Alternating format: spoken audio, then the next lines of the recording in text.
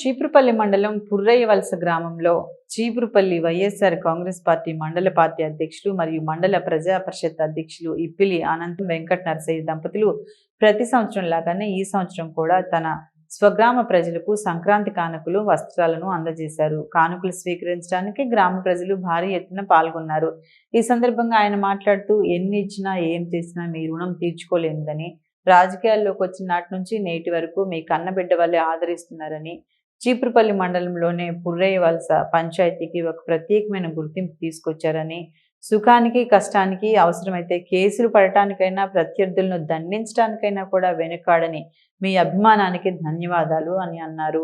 మన పంచాయతీకి తోటపల్లి కాలువ నీరును తీసుకొచ్చే లిఫ్ట్ ఇరిగేషన్ పనులకు త్వరగా నివేదిక ఇవ్వాలని ఆంధ్రప్రదేశ్ రాష్ట్ర విద్యాశాఖ మంత్రివర్యులు బొత్స సత్యనారాయణ గారు, విజయనగరం జిల్లా పరిషత్ చైర్మన్ మజ్జి శ్రీనివాస్ గారు, విజయనగరం పార్లమెంట్ సభ్యులు బెల్లాన చంద్రశేఖర్ గారు అధికారులను ఆదేశించారని అన్నారు.